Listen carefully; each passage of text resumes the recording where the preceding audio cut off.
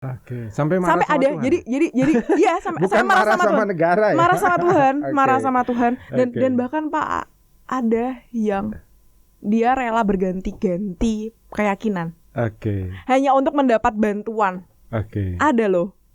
Buka cerita, buka mata, buka telinga, buka hati, saatnya rakyat bicara. Mbak Dewi, selamat pagi. Pagi. Gimana kabarnya? Hari Alhamdulillah Sabtu? baik. Sehat selalu ya? Sehat. Mbak Dewi ini nama lengkapnya Dewi Nur Cahyaningsih. Betul. Umur 26 tahun. Anda ini dijuluki sebagai pejuang nasib anak jalanan. Khususnya di kota Semarang. Ceritanya seperti apa ini? Kok bisa dijuluki pejuang anak jalanan? Ceritanya ini dari tahun 2011 ceritanya. Jadi waktu itu kan saya masih duduk di kelas 1 SMA. SMA mana itu? SMA 3 Semarang. SMA 3 Semarang. Iya. Okay. Itu kan saya kan dulu saya sering berangkat bareng sahabat saya. Itu kan ngelewatin daerah Tugu Muda. Pulang juga bareng sahabat saya ngelewatin daerah Tugu Muda. Ini ada foto-fotonya ini ya? Ada. Saya waktu itu belum pakai kerudung yang ini. Yang mana? Yang ini yang pegang medali. Yang ini? Yeah. Oh, dulu belum pakai kerudung ya? Belum. Oke, cantik dulu ya. Oh iya. Sekarang juga cantik lebih dong imut-imut. ya. Sekarang cantik tapi. Iya. Ini teman-teman semua ini juga? Iya, teman-teman saya waktu itu Olimpiade Penelitian Siswa Indonesia. Oke. Ya, tahun 2011 dulu. 2011 ya. Ya, saya punya karya sama sahabat saya nih Farah Diba.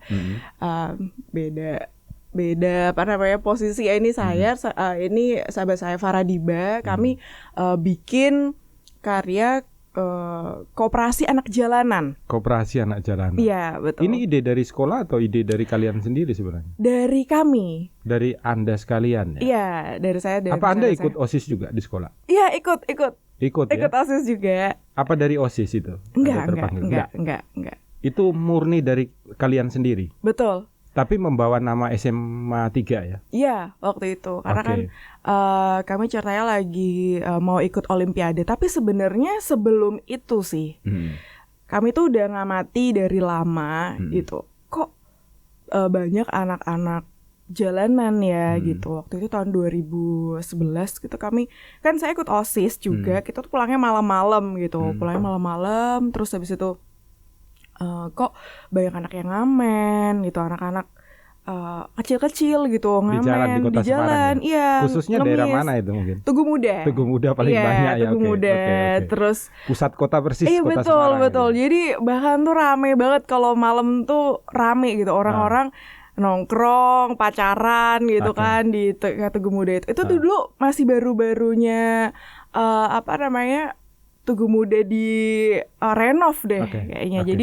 Jadi rame pengunjung gitu kan. Lawang Sewu juga waktu itu lagi di permak juga gitu kan. Nah, banyak banget pengunjung sana. Nah, cuman nih banyak juga anak jalanan gitu. Jadi mereka sepertinya mencari nafkah di sana kayak gitu. Nah, terus kami berpikir dulu, kami tuh inget waktu SMP, dulu saya SMP 3 Semarang bareng sahabat saya itu Farah Diba, SMP 3 Semarang.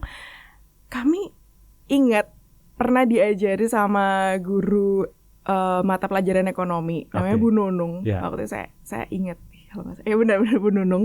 Nah, itu ekonomi gitu, ekonomi. Nah, itu ini tentang koperasi.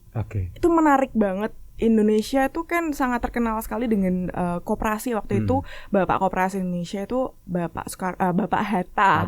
Bung Hatta. Muhammad Hatta. Ya, saya kebiasaan ngomong Soekarno Hatta jadi Bung Hatta ya. Nah, jadi menarik banget. Artinya tuh Indonesia bisa bangkit melalui koperasi gitu. Terus kita mikir, dan koperasi itu kan sederhana banget ya. Simpanan pokok, wajib, sukarela, dan itu sifatnya kekeluargaan gitu kan.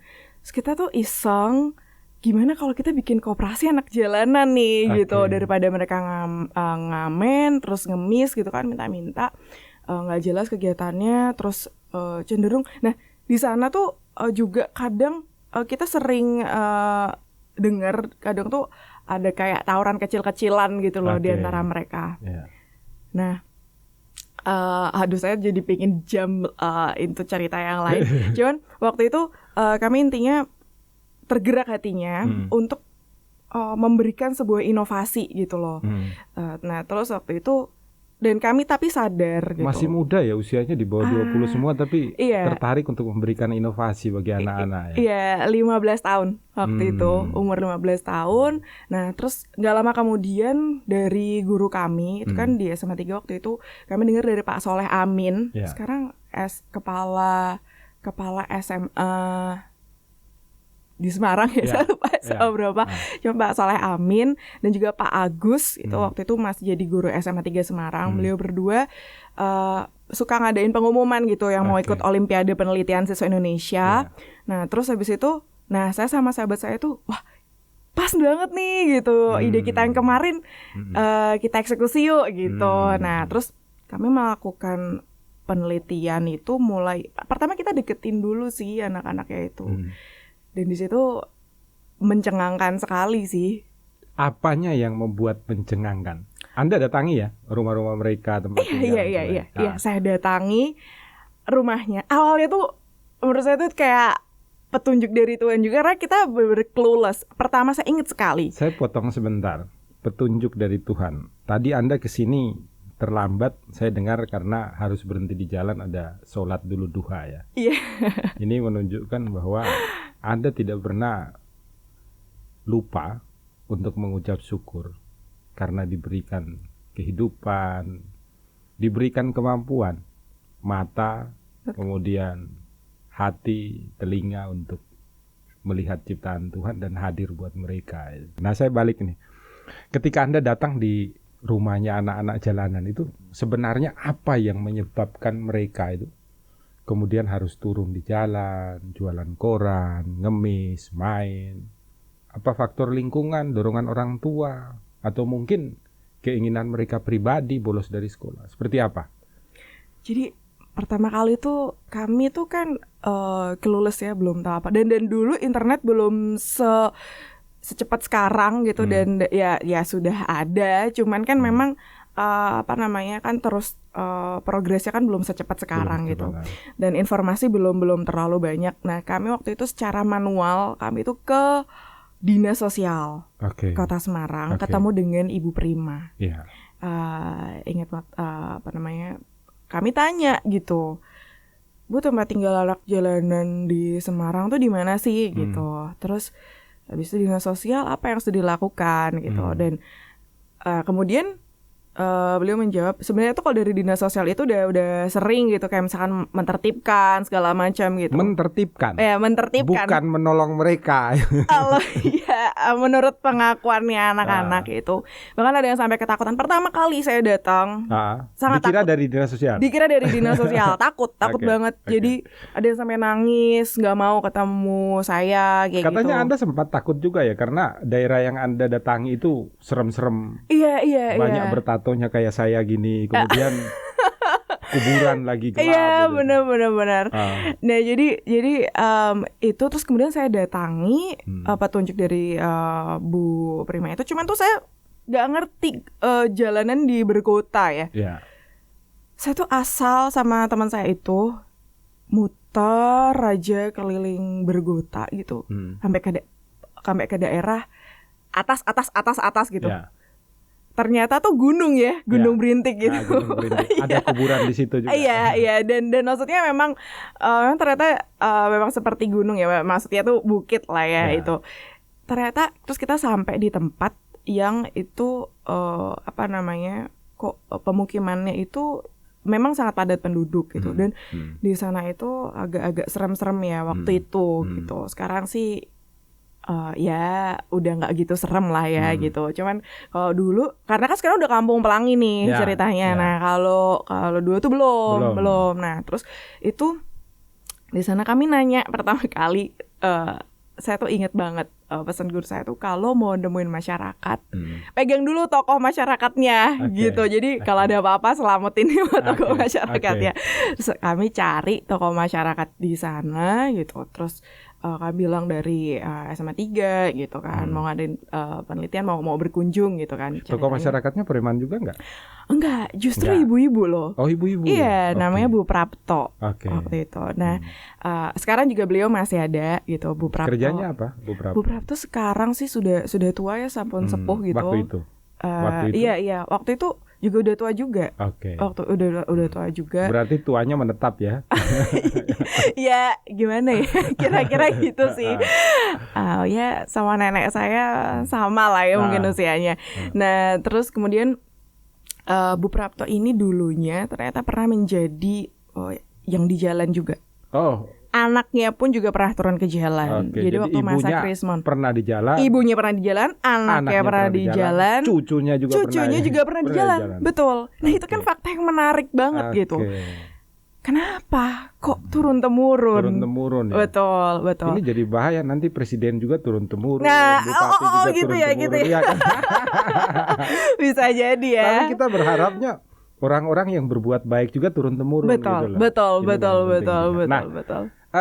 Sebenarnya penyebabnya itu apa sehingga banyak anak yang harus turun di jalan dari hasil penelitian Anda? Ketika di sana itu kami datang ke rumahnya, kami mewawancara, ya sebenarnya tanya-tanya gitu. Tapi Bu Prapto dan Ibu Ayu ini sekarang udah nggak lagi turun ke jalan, jadi mereka justru menjadi aktivis nih supaya anak-anak di sana tuh nggak lagi turun ke jalan juga gitu. Nah,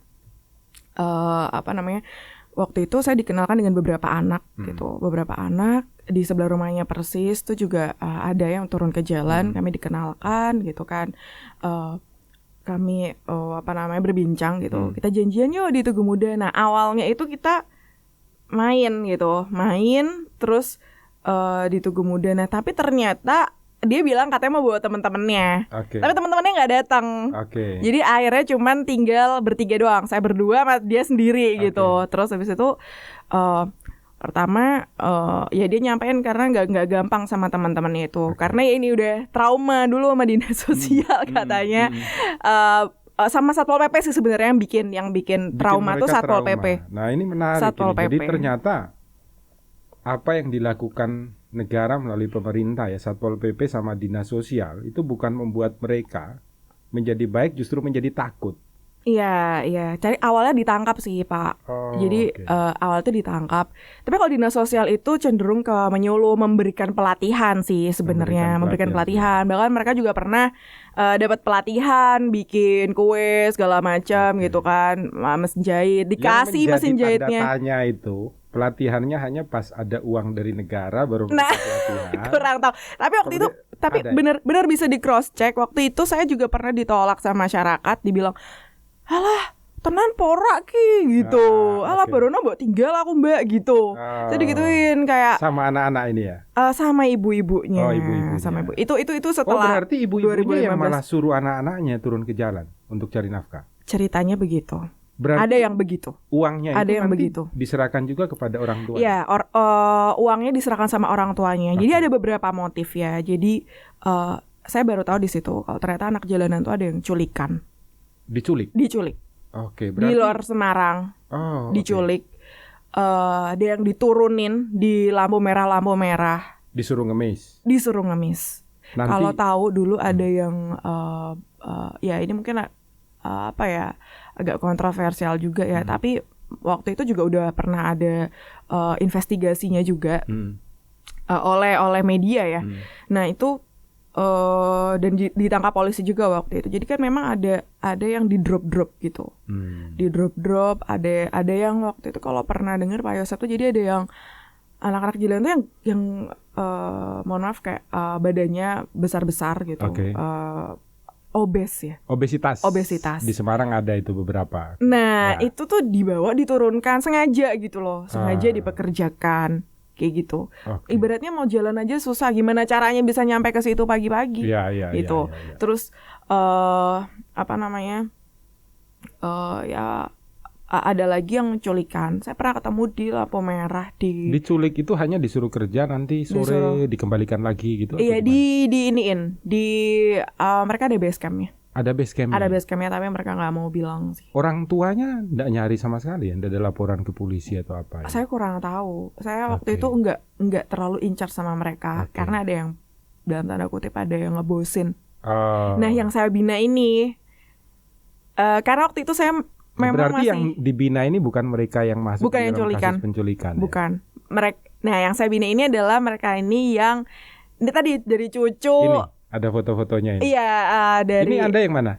Saya yang itu kerudungan yang kerudung ada warna-warni. Iya itu. Oke. Ini di mana ini? Di balai desanya Gunung Berintik sih. Gunung Berintik ya. Iya. Ini anak-anak yang asli bukan penculikan tadi. Bukan. Memang anak-anak di sana. Memang anak di sana. Kalau yang rata-rata mereka ini disuruh orang tua. Ada yang disuruh. Nah, tapi ini nggak semuanya anak jalanan juga karena kan di sana tuh kayak membaur gitu sih Pak. Membaur gitu. Ya lingkungan yang ada di sana itu juga membaur, ikut juga gitu. Nggak kita pilah-pilah sih. Ayo yang mau ikut belajar, ayo gitu. Dan apa kita yang dikasih belajarnya ini di sana? Kita ada bahasa Inggris katanya. Iya, ada 5 pilar karakter. Yang kita utamakan di sana. Apa aja itu? Keimanan, nasionalisme, teknologi, motivasi, kewirausahaan. Tapi ini udah masanya dynamic learning ya. Waktu koperasi anak jalanan ini belum tercetus seperti ini. Karena waktu itu masih nomor 1 ya? Iya, betul. Sampai saya pernah dicurigai sebagai gavatar loh. Saya dengar katanya Anda dicurigai gavatar. Iya, gitu betul. Saya sampai dibawa ke. Yang curigai warga atau polisi? Perangkat desanya. Perangkat desa. Perangkat desanya. Terus dibawa kemana? Dibawa ke kantor kecamatan Sleman.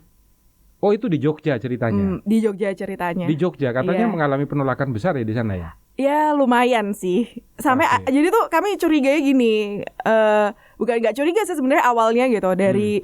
Kalau mau ke desa itu harus lewat kelurahan dulu Mbak gitu. Nah sama Pak Lurahnya itu udah oke nih, udah oke di sana di daerah Caturharjo gitu, udah oke. Terus habis itu besoknya udah oke juga sama teman-teman. Nah ketika saya tuh mau menuju ke base campnya Karang Taruna di sana, tiba-tiba ada perangkat desa yang ngabarin, Mbak suruh ke kecamatan dulu izin. Kita ke kecamatan. Dicek di sana. Dicek ternyata di sana. Diinterogasi di sana. Itu Anda masih SMA atau sudah kuliah? Di Undip ya? Di Undip ya. Apa ambil fakultasnya? Ilmu sosial, ilmu politik. Saya jurusan ilmu komunikasi. Ketika Anda di situ, Anda ini bergerak untuk anak jalanan itu dalam rangka apa? Masih penelitian atau punya sebuah institusi khusus? Enggak sih. Enggak juga. Saya waktu itu saya mikirnya gini, waktu saya bikin Kopaja, Koperasi Anak Jalanan, dari yang perjalanan tadi menghampiri anak-anak tadi, terus saya mendekati mereka dengan mengamen juga. Saya ikut ngamen. Ya sebulanan lah ya. Ikut ngamen juga? Ikut ngamen. Di mana? Semarang atau Jogja? Di Semarang. Di Semarang, di Tugu Muda. Saya jadi tahu ternyata anak-anak daerah Pasar Bulu itu beda dengan daerah Gunung Berintik, dengan Pasar Jower, dengan yang di Banjir Kanal itu beda-beda. Bedanya apa? Ada bosnya. Ada bosnya sendiri. Ada bosnya. Ada.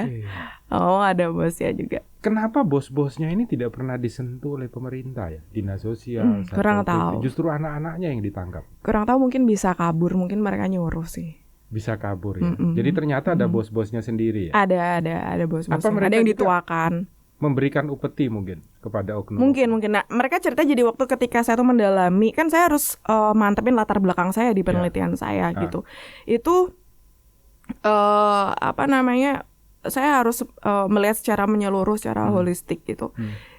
Itu ternyata mereka itu kalau ngamen berlima ya hasilnya dibagi berlima. Nanti ada yang diserahkan ke masnya ke gitu, bosnya, masnya, mbaknya, ibunya. Iya betul. Nah menariknya saya waktu itu saya awalnya saya nggak ngira kalau ternyata orang tuanya itu tuh yang nyuruh.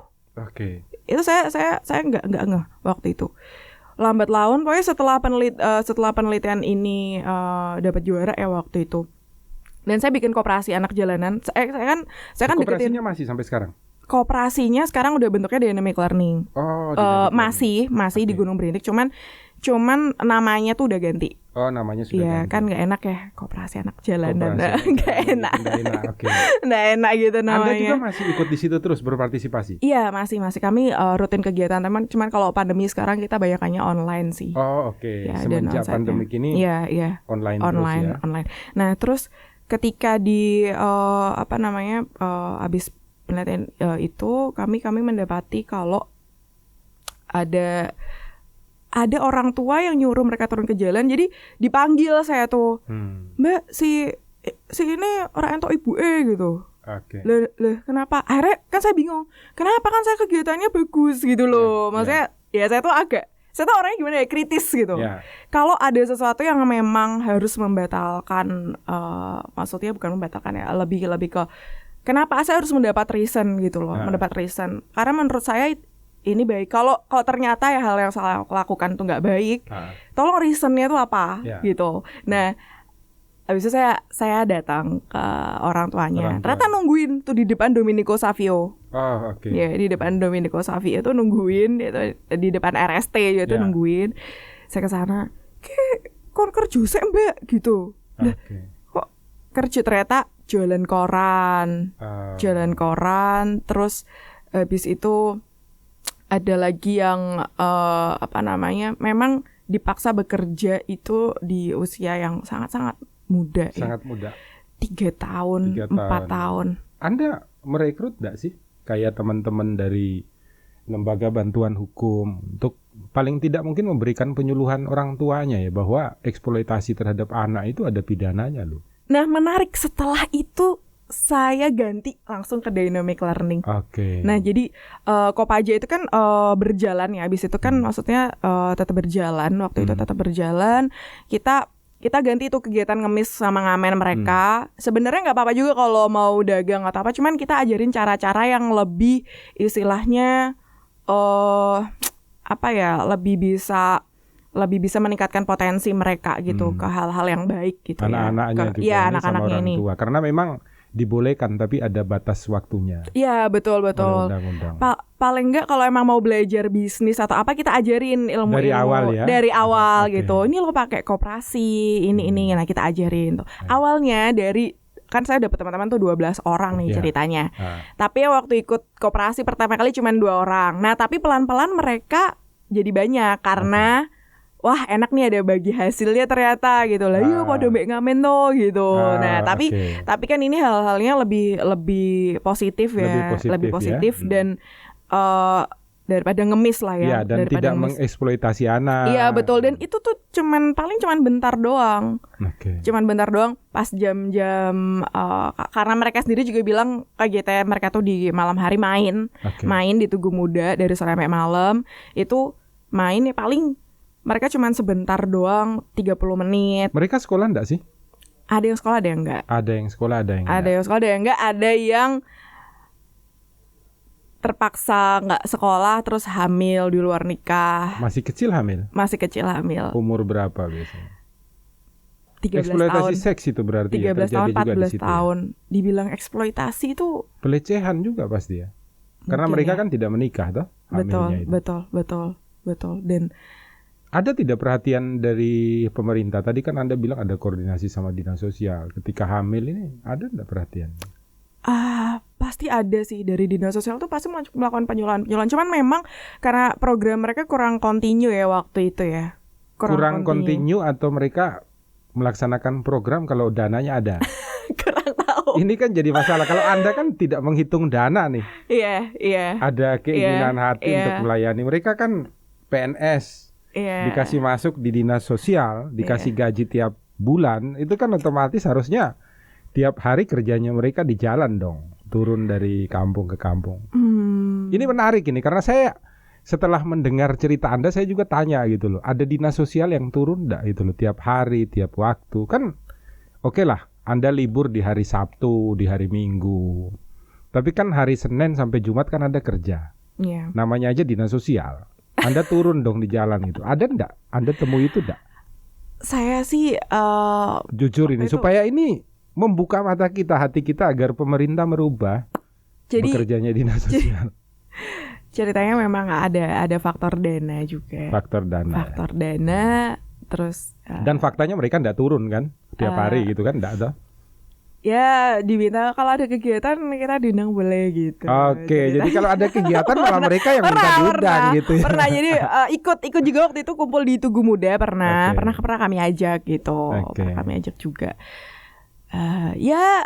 Ya sesekali sih. Iya, gitu. harapannya kan Pak Wali Kota kita ini dengar, Pak Gubernur Ganjar ini dengar, sehingga ada perubahan kebijakan itu loh. Betul. Kalian bekerjanya harus turun loh di jalan. Ya, dan bahwasanya sebenarnya ibaratnya kan gini, mereka itu kan bukan kriminal ya sebenarnya. Iyalah, mereka aset bangsa loh. Iya, ngamen ngemis itu kan bukan kriminal ya.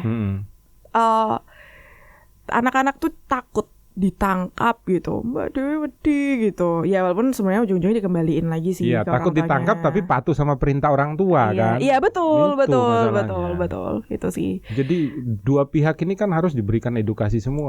Nah jadi setelah itu setelah koperasi anak jalanan ini, itu kan saya berpikir kalau misalkan dari Kopaja ini tuh kan saya udah juara. Kalau misalkan saya tuh berhenti gitu aja, kesannya tuh jujur aja di hati nurani saya merasa seperti apa ya, kayak jangan-jangan aku cuma manfaatin doang gitu loh. Aku nggak mau kayak gitu. Jadi waktu itu kan juga dapat dapat uang pembinaan juga ya kami. Nah itu uangnya dipakai buat jajan atau dipakai untuk? Kami punya rekening sendiri. Punya rekening sendiri untuk ditaruh di situ. Jadi bahkan dulu ikut pekan kreativitas mahasiswa dari Kemprestek Dikti.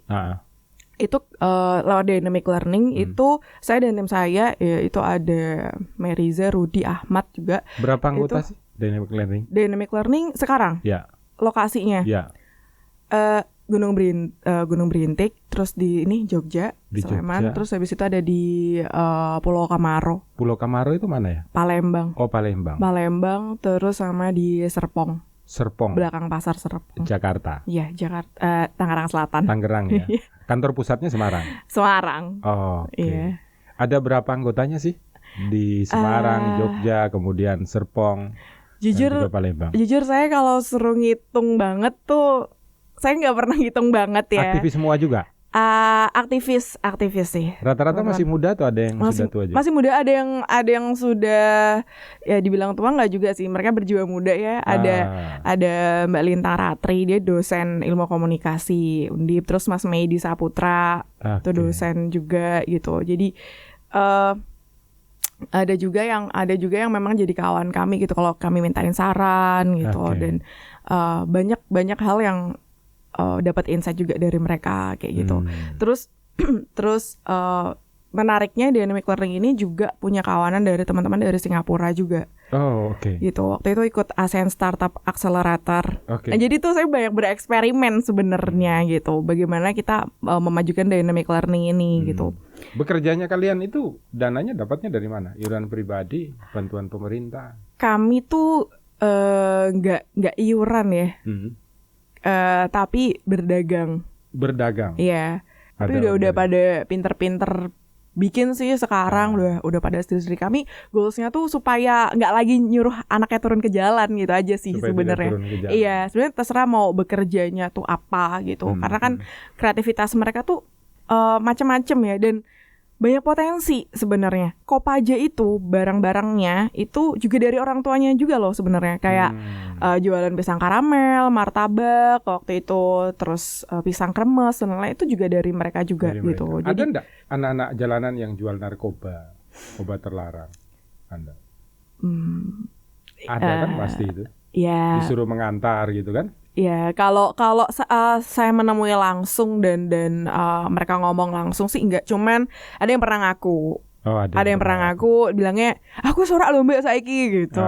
Dia udah ngomong gitu. Terus habis itu ya pergaulan yang kurang pas lah ya, maksudnya yaitu pergaulan bebas di antara mereka gitu. Sampai pernah Pak Yose pernah denger ini enggak? Yang dulu pernah diulik sama jurnalis Mas Tom namanya. Dia ini gerobak yang di Mandala Bakti. Dulu belum kayak sekarang. Iya. Itu gerobak cinta dalam tanda kutip. Buat anak-anak jalanan. Buat anak-anak itu. Berarti yang umur masih kecil-kecil. Yang berbeda jenis kelamin atau kadang juga ada? Nggak tahu saya nggak tahu sih, nggak pernah kasih itu. Karena memang waktu saat itu saya memang sangat membatasi diri aja ya, jujur aja. Karena saya nggak berani terlalu yang ngurusin yang penculikan yang ini, karena satu sisi gini, saya itu terjun ke sana sendiri tuh cuma berdua sama teman saya waktu itu. Dan beberapa teman yang lain, dan kita sadar masih di bawah umur. Sama orang tua saya juga mengalami penolakan juga loh. Maksudnya untuk saya jadi aktivis, orang tua saya awalnya nggak merestui juga. Karena ya sebenarnya mereka khawatir gitu, anaknya pulang malam gitu, atau kemudian ke tempat yang rawan. Iya gitu. Terus ngapain sih ngurusin anak-anak jalanan, Bu, ngurusi awakmu dewe gitu. Tapi saya jelaskan berkali-kali gitu. Sebenarnya itu khawatirnya mama papa aja, dan saya bilang sama mama saya. Ada pendapat yang mengatakan Tuhan yang mengurusi saya, maka saya harus mengurusi semua ciptaan Tuhan. Betul, karena itu sebagai tanda syukur kita sebenarnya. Tanda syukur dan rahmat kan kita dikasih kehidupan oleh Tuhan. Dikasih kesehatan oleh Tuhan, kasih pekerjaan, harta yang banyak. Nah sebenarnya ini cuma ilusi aja sih. Sebenarnya itu kita cuma ilusi aja gitu. Kayak semua ini itu sebenarnya nggak ada dan bukan milik kita gitu. Termasuk privilege kita ini loh. Iya betul. Nah yang menarik, saya ingin tahu nih.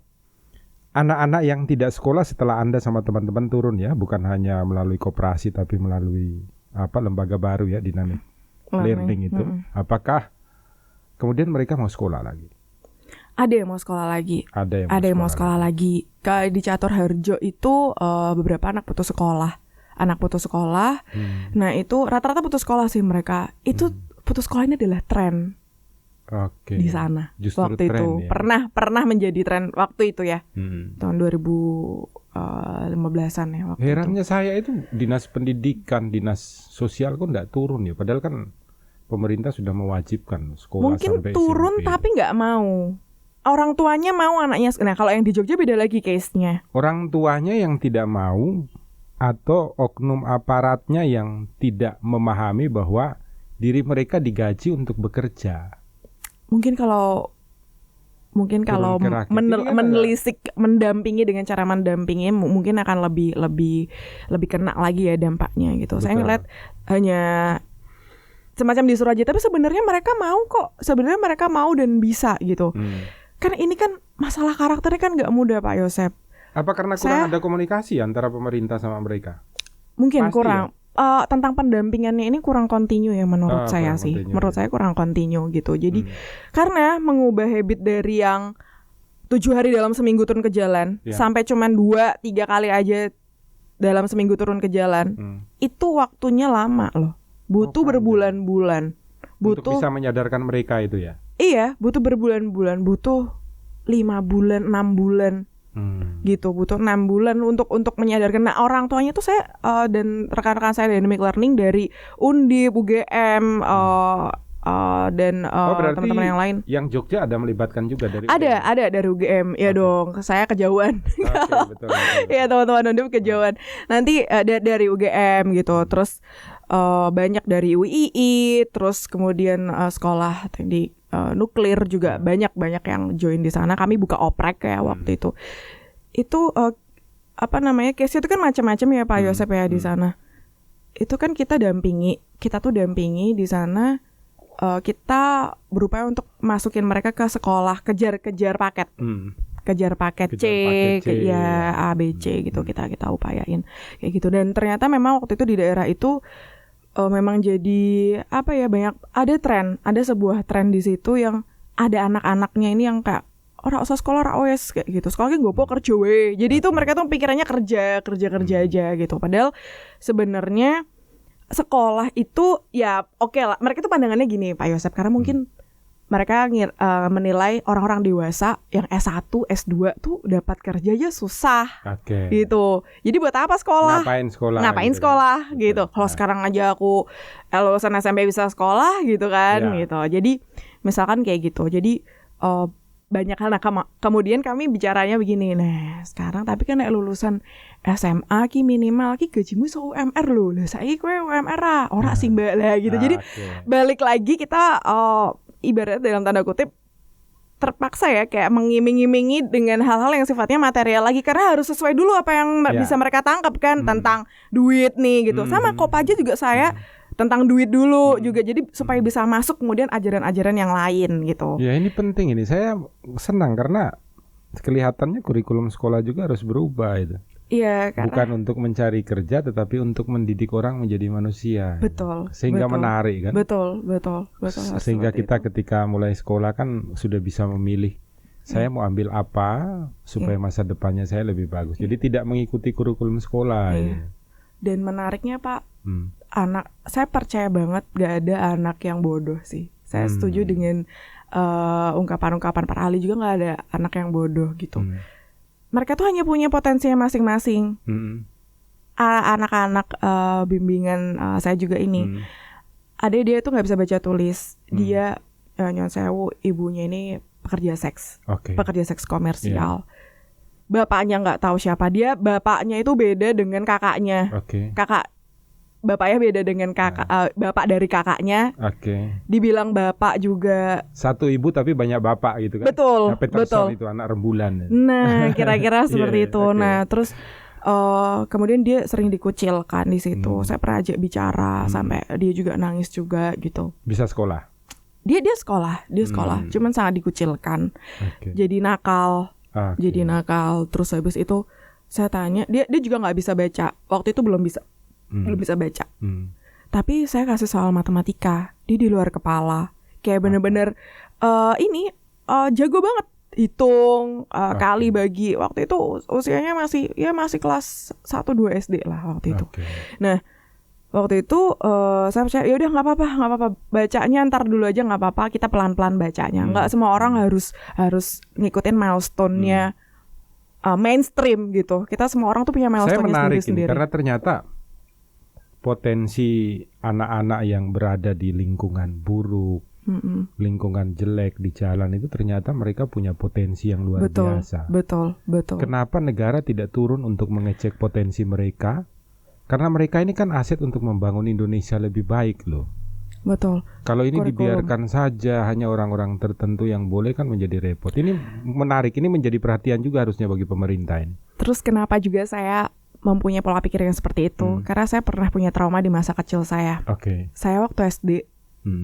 Jadi gini, orang tua saya itu sebenarnya banyak orang tua kayaknya di Indonesia itu kalau anaknya ini di 1-2 nilai itu atau di beberapa nilai itu kurang bagus gitu misalkan, itu dibilang langsung bodoh, atau misalkan nggak masuk 10 besar atau nggak masuk 3 besar atau nilainya turun dikit, ada yang dibilang bodoh atau piye toh gitu, dimarah-marahin. Padahal sebenarnya di bidang-bidang lain pinter-pinter aja. Iya gitu loh. Nah, terus kemudian itu yang dan akhirnya kemudian walaupun saya juga ujung-ujungnya mengikuti ya mau orang tua saya apa gitu kan, ya harus bisa di semua bidang kayak gitu-gitu. Cuman itu menjadi sangat stressful. Ini bagus ini. Sangat stressful buat saya. Makanya kenapa saya cuma 5 pilar karakter aja. Menurut saya tuh pertama harus jadi manusia. Anak tuh harus, yang penting dari anak adalah harus jadi manusia. Terus yang kedua, untuk masalah potensi itu mereka harus nggak ada anak yang bodoh dan harus dikembangkan sesuai dengan potensinya. Minat bakat kesukaannya mereka tuh apa? Kalau mau ngajarin hal yang lain, berangkat dari kesukaannya dulu. Gitu. Ya, ini kayak menarik ini. Mereka saya bisa ajarin koperasi dari awalnya, saya gimana pingin bisnis rak kowe gitu-gitu. Jadi benar-benar diawali hal yang seperti itu. Terus ketika dia belum bisa baca tapi bisa berhitung, ya berawal dari berhitung dulu gitu loh. Jadi nggak masalah sebenarnya. Itu ibarat tren cantik, tren ganteng. Cantik tuh yang harus tinggi, putih, langsing begini. Padahal sebenarnya yang badannya agak berisi, terus kulitnya agak hitam gitu, agak berwarna gitu. Itu juga cantik dengan cara mereka sendiri. Cara pandang yang berbeda. Bisa nggak kita tuh ngelihat orang itu pinter dengan cara yang berbeda? Itu yang saya coba terapkan di anak-anak ini, bahwa ini kan yang baru rame juga, ada anak yang tidak mendapatkan nilai agama kan, tidak naik 3 tahun berturut-turut. Ini kan Iya. juga tidak boleh gitu, karena Iya. sudah tidak ada guru agamanya. Iya. Kemudian bisa saja kan mereka mahir dalam bidang lain. Ini perlu untuk menjadi pelajaran bagi pemerintah, bagi semua dinas terkait ya, bahwa ke depan membimbing anak ini harus mengetahui. Jadi kalau nilai bahasa Indonesianya buruk, tapi dia hebat di matematika, ya harusnya dia naik, dikembangkan di bakatnya khusus gitu kan. Betul. Tapi kayaknya sekarang Pak Nadiem Makarim udah mulai mau ke arah sana, cuman masih pelan-pelan. Udah mulai ke arah sana gitu. Mulai sekarang udah nggak ada UN. Ya. Nah, saya termasuk setuju banget gitu. Kenapa sih harus dipukul rata pakai UN gitu? Padahal sebenarnya banyak hal sukses lain gitu, yang bisa menjadikan anak itu sukses, seseorang itu menjadi sukses, menjadi hebat gitu. Termasuk jadi YouTuber gitu, orang yang kreatif segala macam itu kan juga bisa gitu. Mungkin saya tuh ya masuk di ilmu komunikasi FISIP itu tuh pengen menghindari matematika gitu loh. Tapi kan ya nyatanya bisa-bisa aja kan gitu. Maksudnya bisa-bisa aja kita bersinar di hal-hal yang lain yang nggak disebut mainstream gitu. Gitu. Mungkin teman yang lain ada di bidang yang melengkapi saya atau gimana gitu kan. Cuman kan kita bisa bersinar di hal-hal sendiri. Dan itu menariknya, saya ngajarin keimanan, nasionalisme, teknologi, motivasi dan kewirausahaan. Karena ketuhanan, keimanan ini sesuai dengan agamanya masing-masing. Di sana itu banyak yang Kristen juga, yang Katolik juga. Saya ada pembimbing-pembimbing, teman-teman Dynamic Mentor itu yang agamanya Kristen Katolik. Waktu rekrutmen saya juga bilang agamanya apa aja gitu. Itu juga nggak masalah, yang penting ngajarin adik-adik. Saya juga nggak mungkin masa saya ngajarin agama Kristen atau saya paksa kamu agama Islam gitu kan. Nggak gitu. Tapi sesuai aja. Terus yang penting saya ngajarin untuk berdoa sih, untuk berdoa, untuk senantiasa mengingat Tuhan, karena tujuan utamanya memang harus lurus dan jangan gini. Saya juga mengajarkan ke teman-teman juga, ke adik-adik ini, jangan pernah membenci. Kamu tuh dari mana? Asal muasal kamu tuh kamu jangan pernah benci. Banyak dari mereka tuh pertama kali saya temuin tuh merasa nggak adil. Karena mereka lahir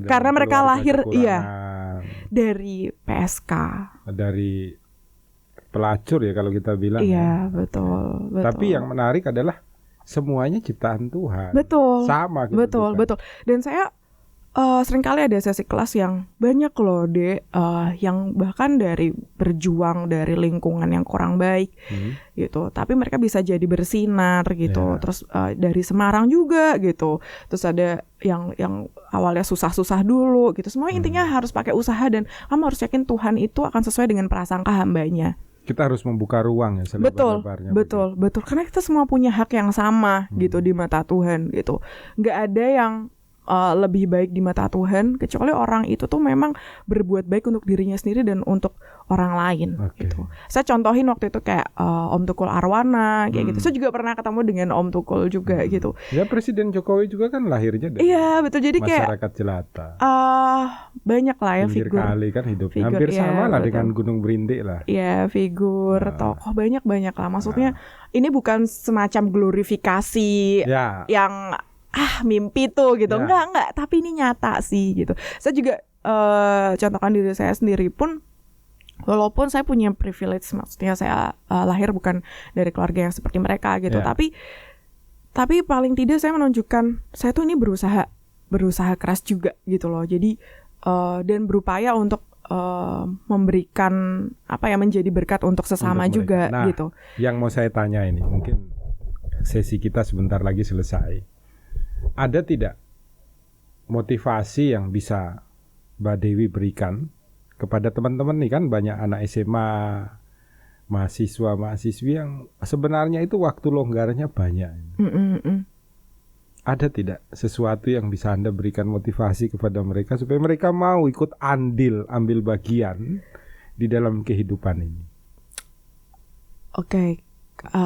Yang pertama buat para perempuan nih terutamanya, dan juga sebenarnya nggak cuma perempuan sih, buat laki-laki juga. Tapi pentingnya kenapa saya juga berangkatnya dari ibu-ibu, karena ibu-ibu itu juga Bung Karno juga yang bilang ibu-ibu itu adalah wanita tuh tonggak bangsa.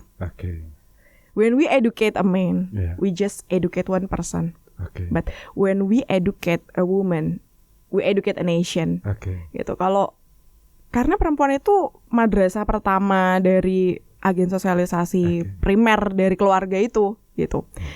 Terus kalau buat teman-teman aktivis atau Yang anak-anak belum muda, aktivis. yang belum aktivis, mungkin yang anak-anak muda yang banyak waktu luang, ya mungkin rebahan ya, banyak rebahan gitu. Rebahan, main handphone itu, main Teman-teman, game. teman-teman harus ingat bahwa teman-teman ini punya privilege sekarang. Oke. Dan teman-teman jangan dan ini tuh adalah sebuah nikmat yang besar. Tapi kelalaian yang besar adalah yang pertama adalah waktu luang. Okay. Jangan sampai Tuhan itu mencabut privilege itu dari kamu dan kamu menyesali yang udah dulu gitu. Dan jadi agen perubahan itu ini kalau aku ngomongin lebih ke yang hal-hal yang memotivasi yang istilah tentang negara dan segala macam, aku rasa udah banyak ya. Tapi aku lebih pingin bicara dari hati ke hatinya teman-teman semuanya anak muda gitu. Teman-teman kita itu kan ya itu berangkat dari privilege. Kita harus menyadari ini harus menjadi berkat buat sesama gitu. Di mana nurani kita kalau misalkan kita tuh membiarkan yang lain itu apakah kamu itu manusia ketika membiarkan yang lain itu hidup dengan serba dengan kekurangan, tapi sebenarnya kamu itu bisa menjadi berkat buat mereka gitu loh. Agen perubahan lah buat mereka. Betul. Okay. Nah, saya nggak yakin apakah teman-teman tuh sudah cukup menjadi manusia, bahkan diri saya sendiri sampai detik ini. Betul. Detik ini apakah saya tuh jangan-jangan udah bener menjadi binatang semua malah. Nah, saya tuh takut banget, Pak. Saya benar-benar takut banget. Aku udah bener ya jadi manusia. Itu kalau sih. Buat bukan bener ya. Kalau bener tuh banyak ini ya, banyak parameternya untuk menjadi bukan bener. Tapi apakah udah menjadi manusia? Manusia itu kan punya akal, punya budi. Kita bisa berpikir, kita punya nurani, itu yang membedakan sama binatang gitu. Jangan sampai kamu mati menjadi binatang. Itu aja sih. Kalau masukan mungkin buat pemerintah, khususnya dinas sosial, pendidikan, seperti apa? Kalau buat dinas sosial, buat pemerintah, kalau punya program, ya sebenarnya gini, kalau untuk masalah anak jalanan, kemiskinan, itu nggak bisa dientaskan dalam kurun waktu yang bahkan 5 tahun presiden menjabat tuh nggak bisa. 10 tahun ya mau berapa periode itu juga nggak bisa sebenarnya. Maksudnya 3 periode, 2 periode, 5 periode kurang. Yang pertama kali itu kita tuh harus membenahi mentalnya dulu. Sebenarnya Pak Jokowi waktu revolusi mental sebenarnya bagus. Cuman program ini harus lebih continue lagi gitu. Dijalankan lebih continue dan mendampingi betul-betul.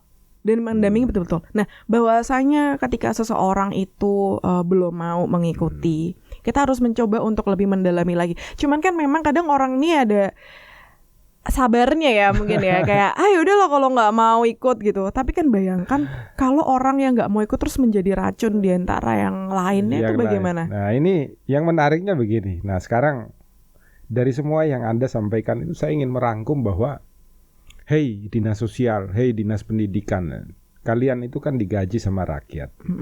Turunlah untuk memberikan contoh bagaimana cara melayani anak jalanan. Turunlah untuk memberikan edukasi kepada orang tua mereka supaya anak mereka itu dirawat dan dibimbing untuk menjadi manusia.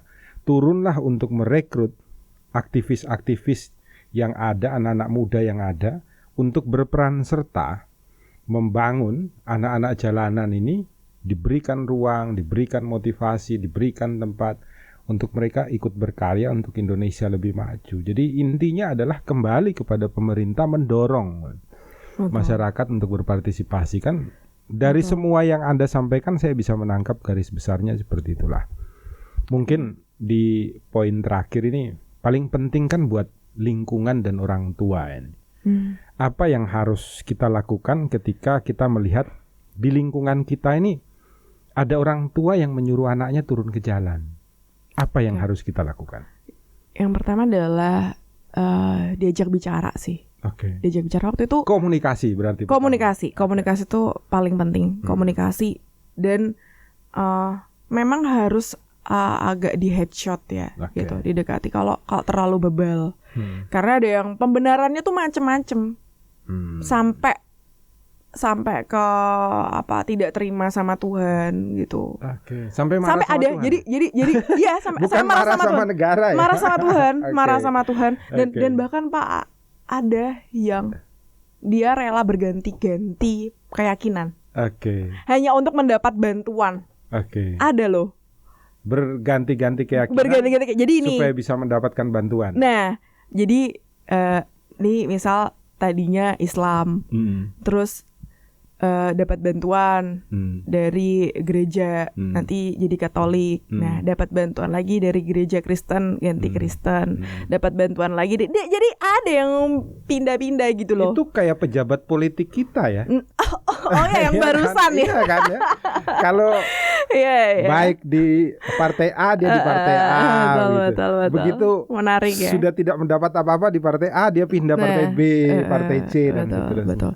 Saya satu lagi saya inget banget, ada anak kecil waktu itu pertama kali saya ikut ngamen.